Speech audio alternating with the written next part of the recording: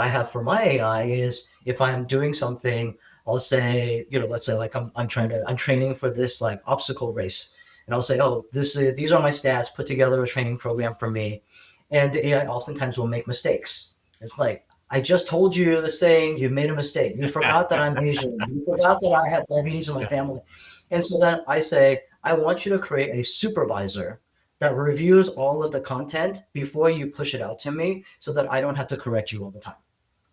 Right? So now I have two agent layers for the same project.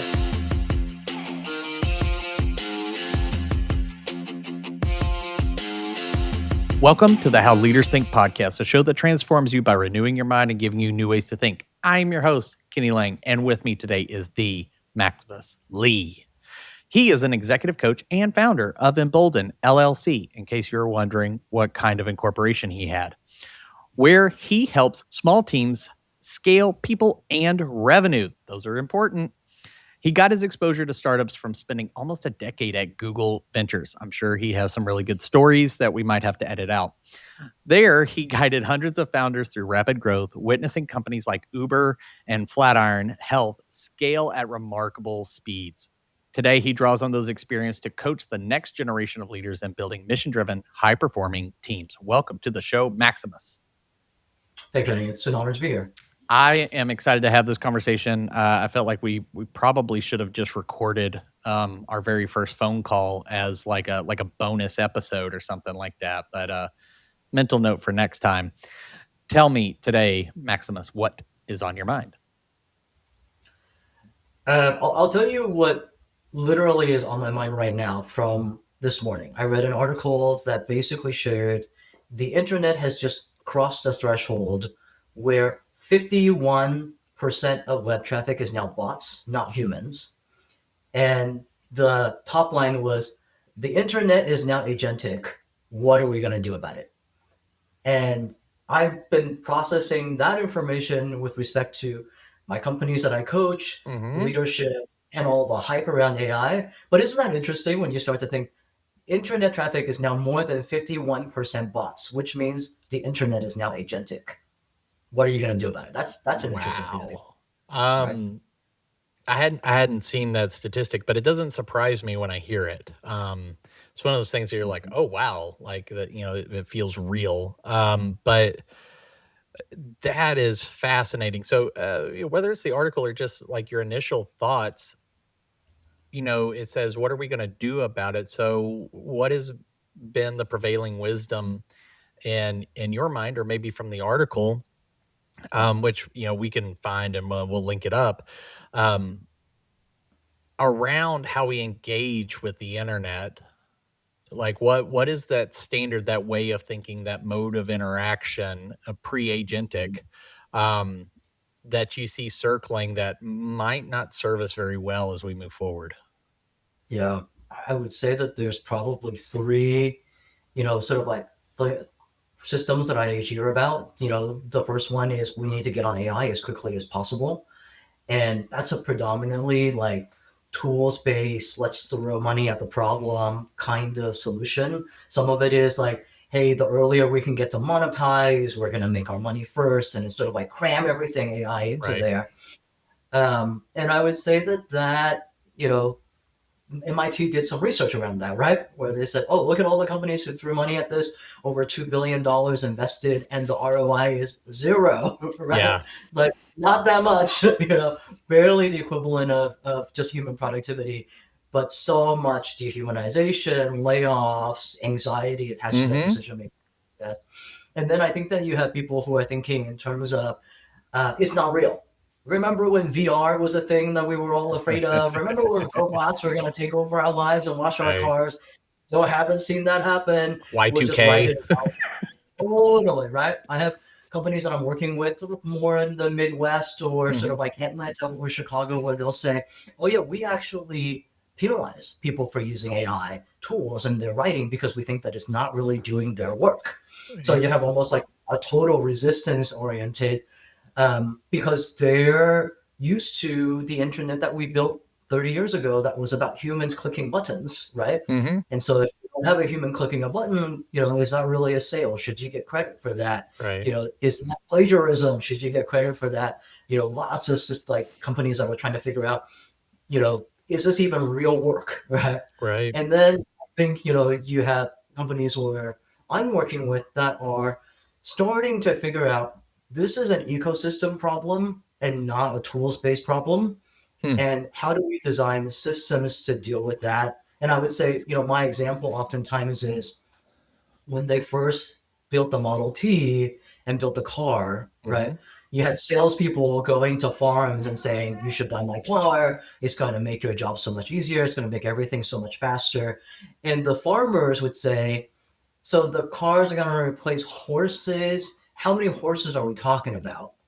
And that's why we still use the language of horsepower today, right? But they're like, oh, it's like 10 horses, it's 20 horses, because the farmers in the procurement process, in the buying behavior, were asking the question, how many horses are we talking about?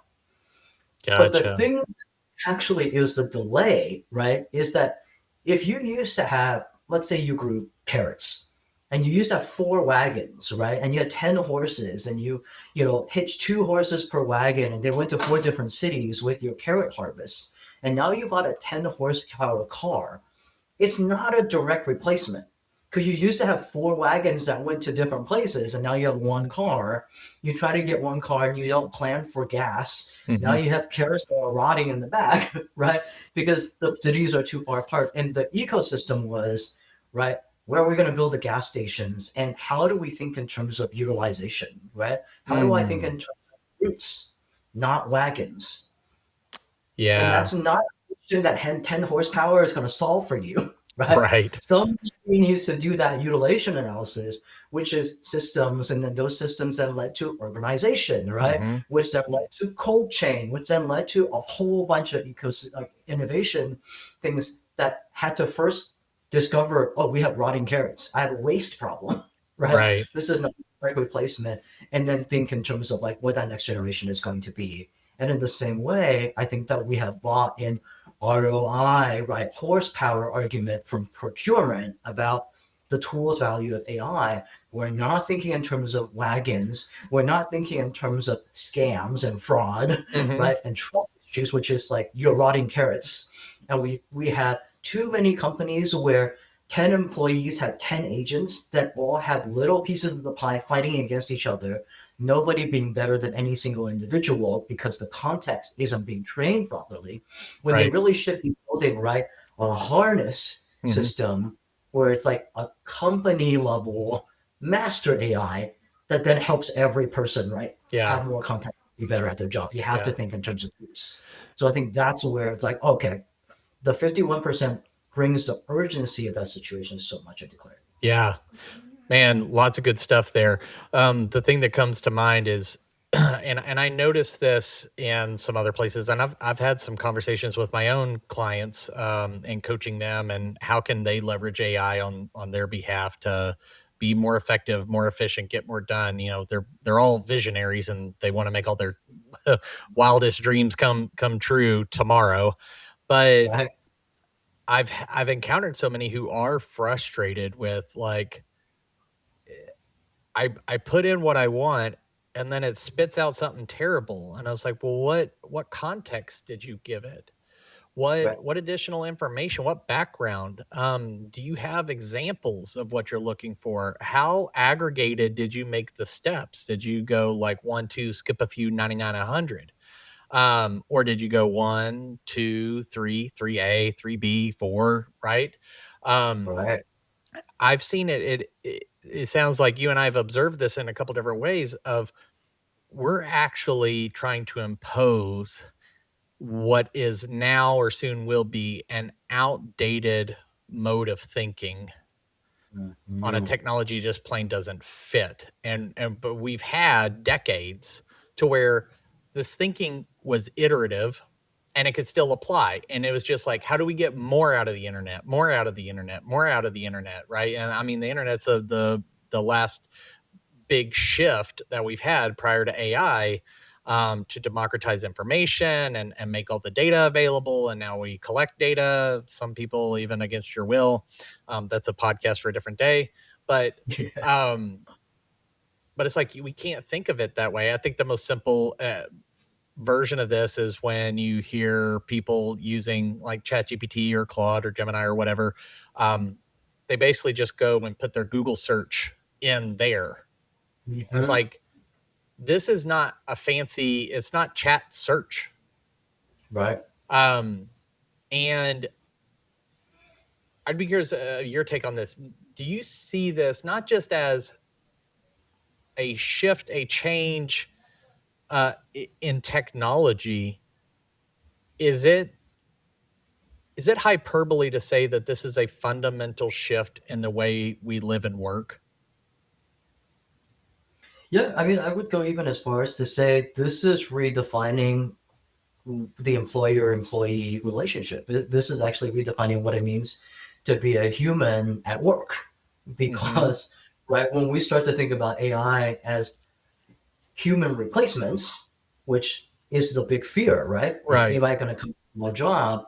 Fundamentally, you're saying this tool can make decisions for me, Mm-hmm. when maybe it's more accurate to say this tool can execute on decisions that I make from taste and judgment that I have, right? Yeah. Um, that's the difference, right? Where it's like, oh, what's the difference? Like, why is search so powerful? Well, search is only powerful if you know the right question to put in, Right. right?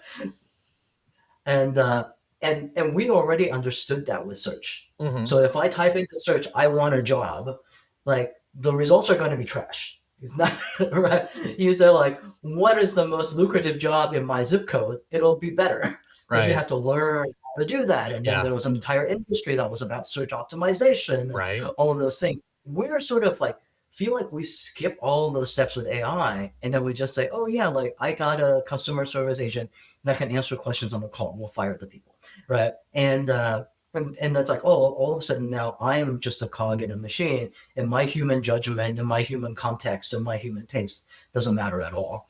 And I think that that's a shift that we need leadership Mm-hmm. to really think intentionally about. I like that. And you said a couple words there that I want to go back to about taste and judgment. Yeah. I'm sure, like you, I'm getting newsletters and podcasts and stuff on AI. I'm just fascinated by it. Plus, when you work with executives, it's top of mind for them. So, like you and I got to stay up to date so that we can serve our clients well. But Yep. one of my favorites is the artificial intelligence show from Paul Reitzer and Mm. Mike Kaput. Like, really well done. And I met Paul once. It was like, you ever listen to somebody for so long and then you meet them in person, you're like, I wasn't sure if you were real. Um, Mm. Yeah. but phenomenal show. And he was talking about an essay. I have to go back and see who wrote it, but that basically said the shift is intelligence is now democratized, not just information, but intelligence. Mm. But the leap that AI, broadly speaking, because I'm starting to feel like people use AI and don't actually know what they're talking about, or they're lumping too many things in for what they mean. But largely Okay. speaking, AI is democratized intelligence. But what it hasn't learned and doesn't yet have the ability for is taste and judgment. That's the Yep. part that separates us from the bots, from the skills, from OpenClaw running, on a Mac Mini that you air gapped probably. So talk a Yep. little bit about that taste and judgment, because I don't think many people separate the things that I know from the judgments I make based on what I know. So can you help tease those out so that we can hold them a little better? Yeah, I'll give you two examples. One is, remember when we talk about AI today and the AI tools today, we're talking about general artificial intelligence, right? Mm-hmm. So this is the intelligence that gets you to 70 percentile, 75th percentile, right, of public knowledge. Mm-hmm. If you are unique or differentiated in any way, like if I type into ChatGPT, hey, like give me a fitness plan, but I'm an Olympic athlete, Mm-hmm. that's like a genetic anomaly, all of the responses are not going to apply or Right. not going to work very well for me, right? Right. But like for the majority, 70% percentile of the population, it's going to work great. And you don't need to hire a trainer or any expertise to be able to do that. So the first thing that I really want to talk about is like judgment when it comes to any kind of specialized industry, right? I know a law firm that started to use AI for case discovery. They do corporate law, Wow. and they figure, hey, first year law students, they're doing research and analysis. If I give them some AI tools, it kind of make them faster, right? Nope. 50% hallucinations, right? Because the AI is just not good Yeah. at specialized information. And the way that they think about pattern matching is very flawed when it comes to these types of case law, right? Mm-hmm. And only a senior associate or a partner with like, judges don't like this precedent, judges like this precedent. They have a different kind of taste and judgment and context. And if you're not spending at least 20 hours of like training the AI to even understand that, Yeah. they will make more mistakes, and it's going to be more costly to fix those mistakes than it is Yeah. to like pay for the tool, right? So Yeah. that's the first thing. It's just like the democratized AI is general AI. And then the second thing that I want to talk about is most buying behavior, human purchase behavior is emotional. We were talking about Chris Voss just before we Mm-hmm. started recording, right? And it's like, how does that even make sense? That by asking questions that invite you to say no, you're going to be more likely to close for business than if I Mm-hmm. were to get say yes. How does that make any sense? And it's Mm-hmm. like, well, so humans like to feel in control, right? That's a taste and judgment like thing, right? That's not a rationality and data thing. Right. Like researchers show, data plus data equals more polarization politically, not more alignment, right? And all of those things are just like part of the human persuasion experience. Yeah. So you're actually trying to educate, explain, onboard something. AI is a great tool from getting you from like F or zero to 50% or C, right? Mm-hmm. But to get you to A, there's so much complexity around that that's really different. And I Yeah. love this example from IKEA where they had people who were doing customer service and they realized that, oh, it's just the same questions and answers over and over again. This is our policy, bring it in, here's the refund you access to. And they replaced their entire customer service team with bots, and then we're going to lay off 8,000 customer service employees, except that, because this is not an American company, um, they, the VP who was in charge said, I have 8,000 employees who really know the catalog and have fielded so many questions about how people want to use or inappropriately use our product. What if I repurpose them to do interior design? And they actually created an entire business line that was interior design as a business unit from these customer service agents. And by the way, Wow. right, that's emotional decision making. How do I want to feel when I walk into my home? Cozy, calm, peaceful, on vacation. Mm-hmm. And it's like $13 billion new business that they have opened up at the company because they thought not in terms of the tools execution of the answers, Mm-hmm. right? But they thought in terms of taste and judgment. And maybe what they realized was like, oh, customer service is not an area where people need to use a lot of judgment, but the humans that had judgment could actually be building my business more significantly than something else. Yeah.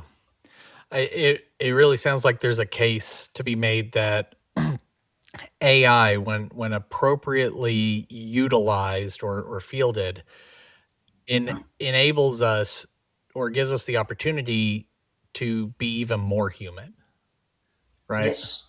Is that fair to say?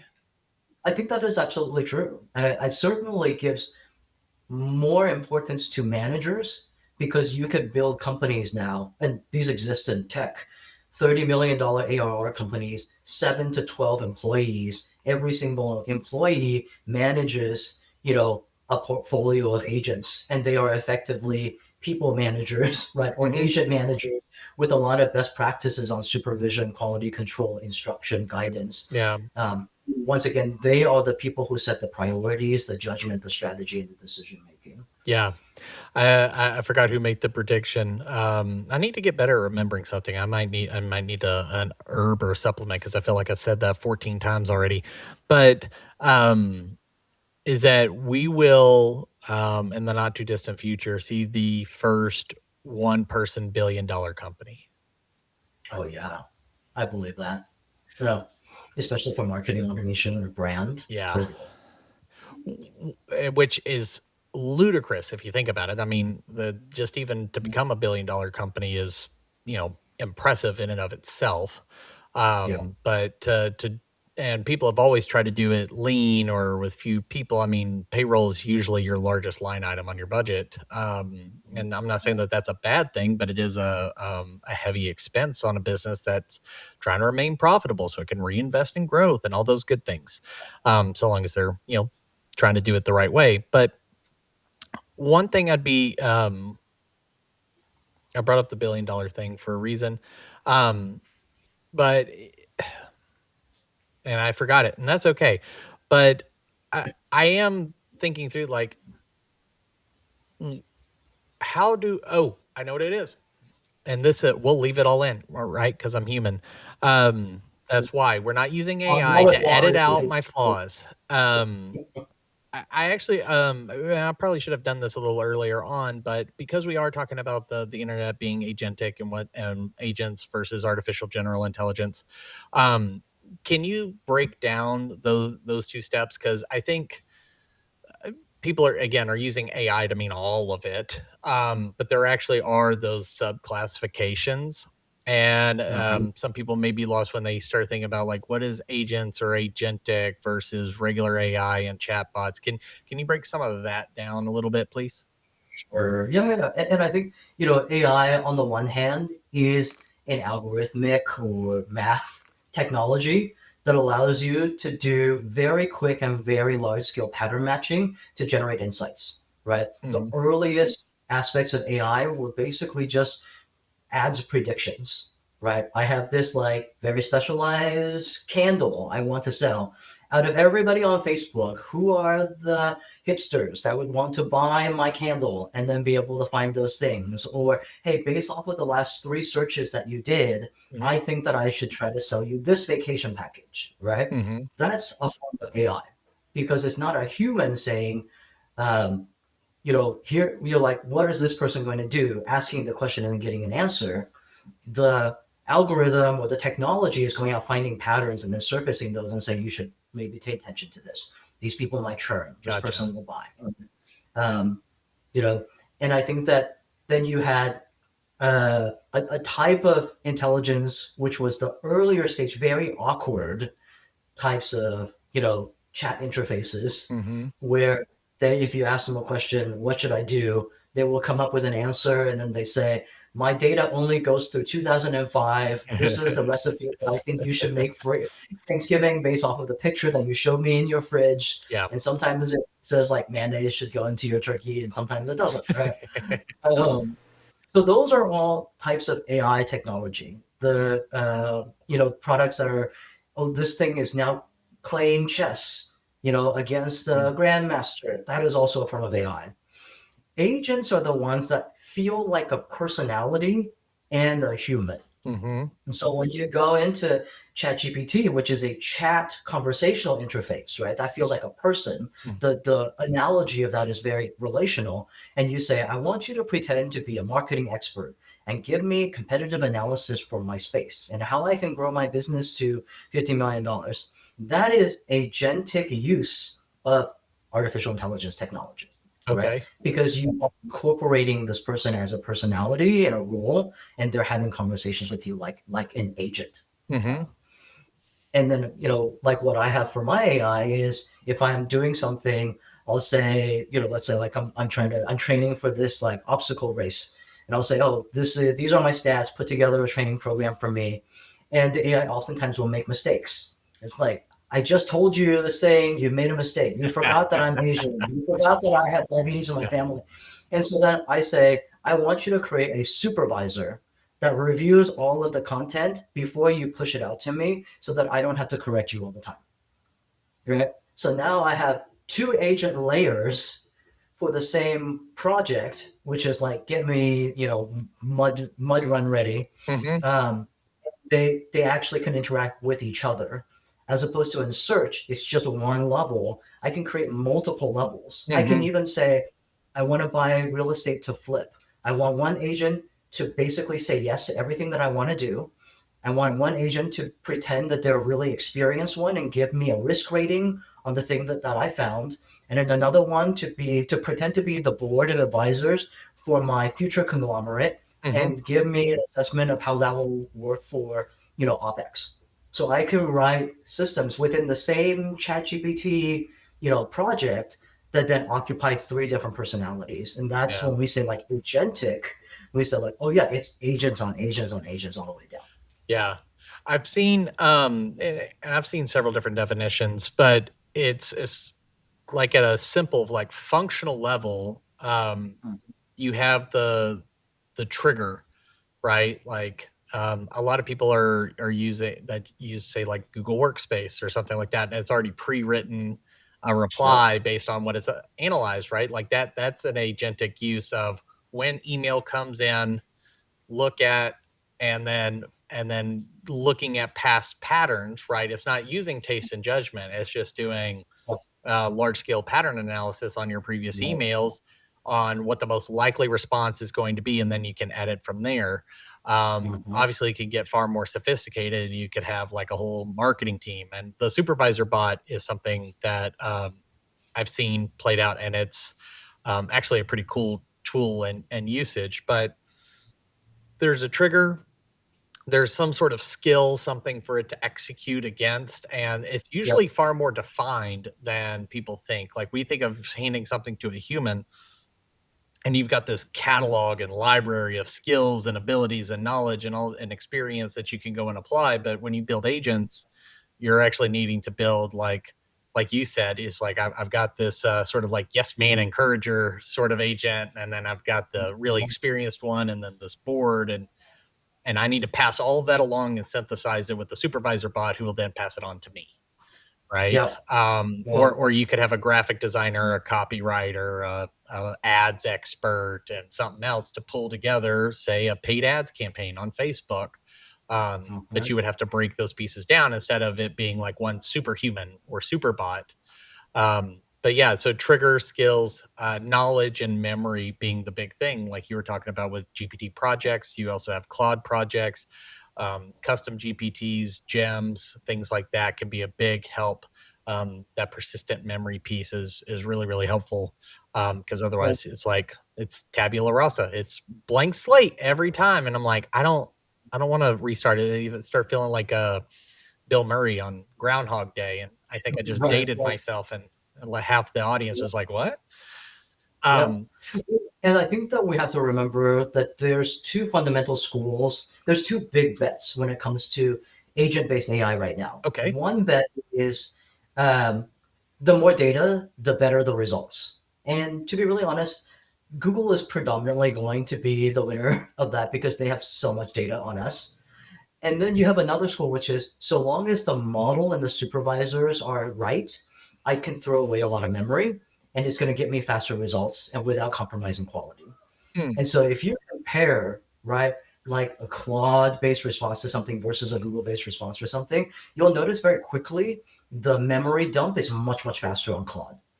mhm, And I think the Claude code base was accidentally leaked on April Fool's Day. And people looked at the way that they designed that system and it's like, oh yeah, they're constantly dumping. They're using agents to write their own code base. It's getting rewritten all the time. And it's just the model improving itself without keeping a lot of memory. So it allows them to save GPU costs, right? So when you actually think about it that way, what you have are lots of different, it goes back to that, like, how do I think in terms of roots again, right? How do I yeah, think in terms of roots and wagons all over again?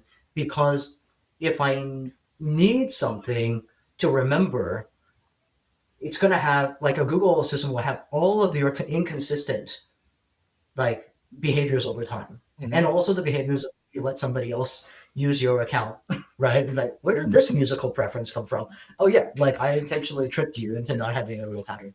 And then it will pull from that to try to make decisions that may or may not be accurate for where you are today and where you want to go, right? yeah, And in a Claude-based system, If it doesn't have enough data, it's going to default to popular opinion, or it's going to default to like being your best friend that will drive you to rob a bank if you say ask how to rob a bank, right? And so then where the problem becomes on both sides is if you don't have a supervisor, where is the judgment for that, right? Where Yeah. is the right like like, oh, I asked a question. I assumed that it was going to give me the right answer, but I forgot to add based on what you know about me for Yeah. Claude. And now it's giving me what most people are doing or what it guesses I want. What it guesses what I want to hear, Yeah. and then it gives me that answer, right? Right. Versus Google, like, oh, what was the most money that I made from you in ads based off of your entire corpus of history, and then Right. I will give you that because it monetizes Google better, right? And Yeah. neither of those things is actually like necessarily right. It's like completely like it's not human, it's not taste, it's not judgment, and it may not even necessarily be helping me to do the thing that I actually want to do, right? Which Right. may involve not be in the least. And that's one reason why I advocate to people is like don't stop learning and knowing, like don't outsource your entire brain to AI. One, because if you didn't architect your prompts, your context, your whatever you needed to do correctly, you'll end up with popular opinion, which millions of other people's are going to end up with. And so it'll be noisier than ever when you go to market, especially in a business context, when positioning and signal versus noise is, I think, more important than it's ever been before.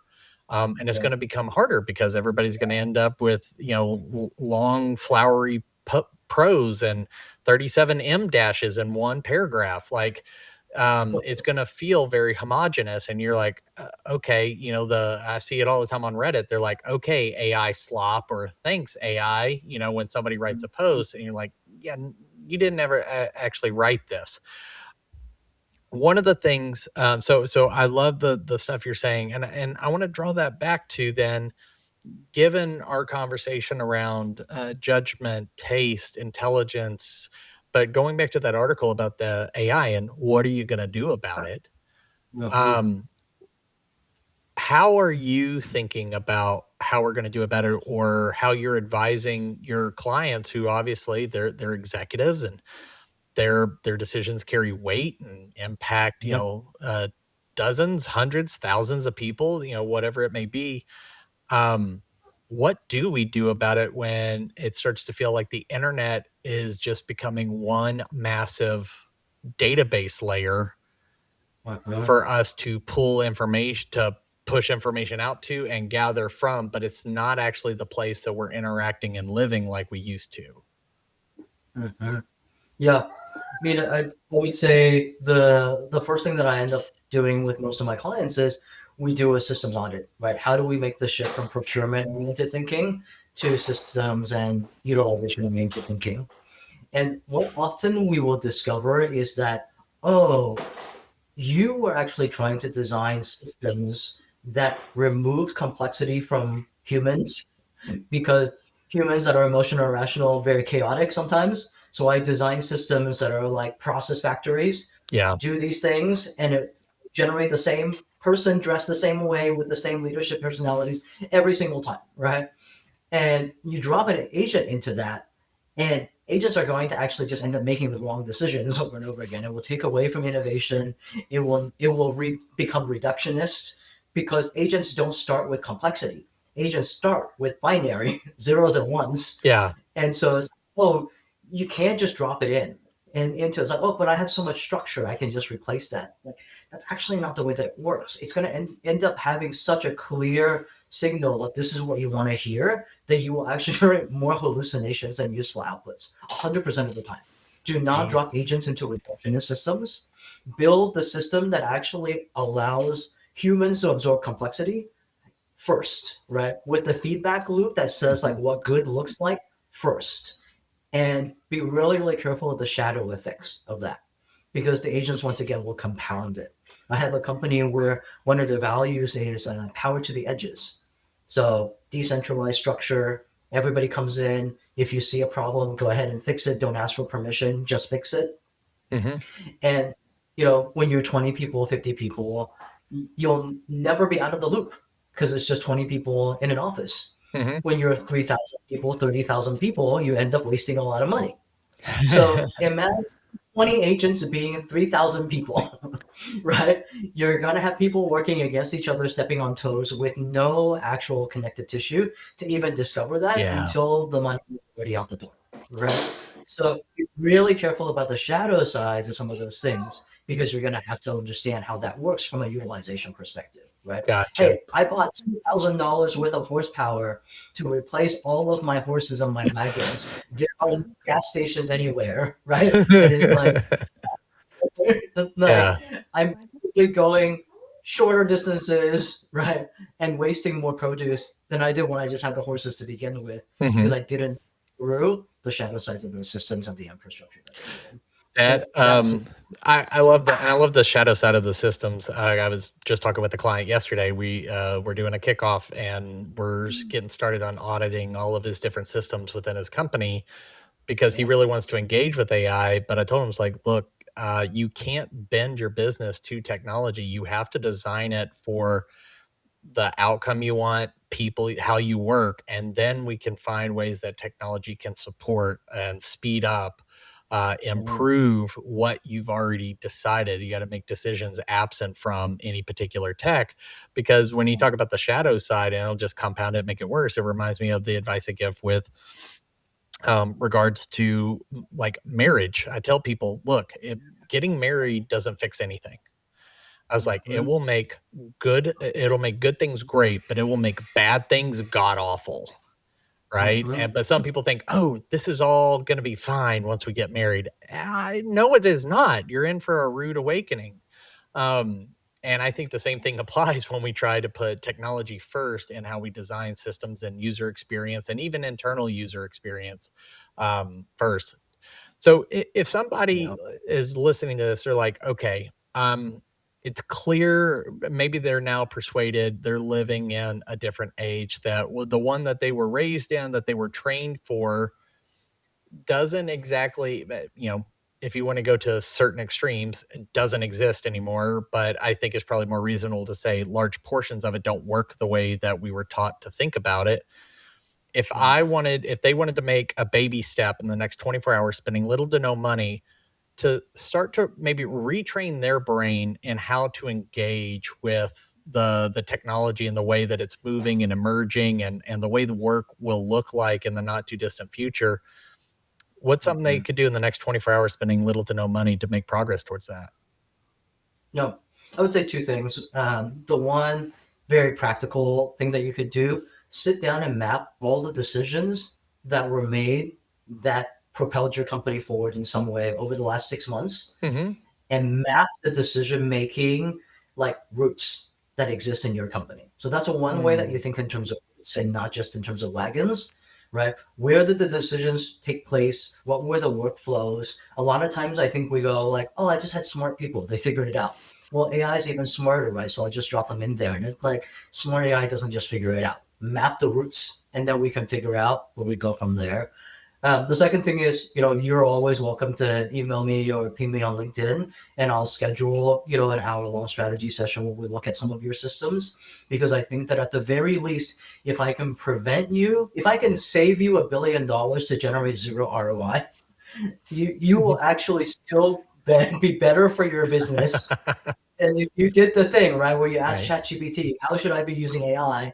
And AI like gives you an answer that corresponds to, a certain generic type of company, Right. that you're spending money on. And it's like, Yeah. oh no, you just accelerated the train wreck Yeah. because you didn't know, right, the places where things are set. Absolutely. Um, One, that's very generous of you.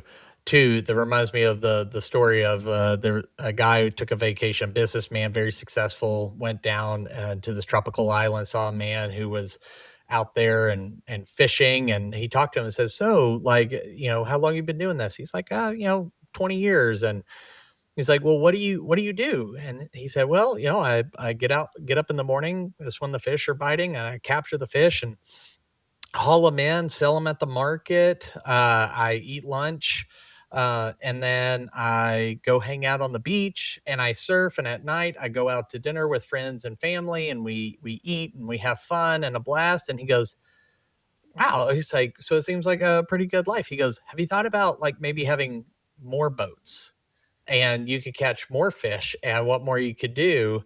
And he says, well, why would I want to do that? It's like, well, because then you could have a fleet and you could start to hire managers. And he's like, okay, why would I do that? It's like, because then you can start making deals with other distributors outside of the island and all of that. It's like, okay, why would I do that? He said, well, you would make more money, you'd have more brand, and then maybe you could build something that gets acquired. And then at that point, like you could make all this money and cash out. He goes, and what would I do then? It's like, well, then you could, get up, go fishing when you want to in the morning, go on the beach. Like it was like all this effort just to return back to the thing you were doing. Yep. Um, Yep. and that's all, that story has always stuck with me. When I start thinking, when I let those ambitions get out ahead of me of like, well, I could do this and scale this and add this and subscribe here and do this. And then it's like, why? So I could be here. It's like you actually didn't make any more money. You did, but you didn't profit anymore, and you're actually busier than you've ever been. So what did you really gain? Mm-hmm. So I think that's an No, important lesson. Well, Maximus, this has been a phenomenal conversation, and I hope it's the first of many for the show. But if somebody does want to reach out to you, take you up on your generous offer, whether through LinkedIn, email, anything, where should they be connecting with you? yeah, LinkedIn is my primary sort of like client-facing portal right now, and I'll also share a link where you can sign up for strategy syncs via Calendly Oh, and plan nice. some time. Excellent. We'll have that in the show notes. And people, don't skip out on this because I think he may save you $1 billion. I may, when I get the link, I may book it and take a look at this too. But Maximus, thank you so much for making some time, and this is really exciting. To the listener, thank you. You spent your day, a part of your day, your run, your drive, swim. I don't know. They got waterproof headphones now, but you spent part of your day with me and Maximus, and we don't take that for granted. You have many choices when it comes to podcasts, and we thank you for flying us. But if you did get something out of this episode or any of the other episodes that you may have consumed, please like, rate, review, subscribe. Whatever the action is on your platform of choice, I would greatly appreciate it. Send me comments. I want to make this show for you. I enjoy it because I get to talk to cool people like Maximus, but I want to make sure that it's adding value to you and your leadership and your journey. And by you commenting and interacting, it lets me know what direction to go in. But it also puts us, speaking of algorithms, it also puts these conversations in front of other people just like you who are looking for help in taking their next step. And it's a free and easy way for you to pay it forward. And won't that make you feel warm and fuzzy inside? But until next time, change the way you think, you'll change the way you lead. We'll see you.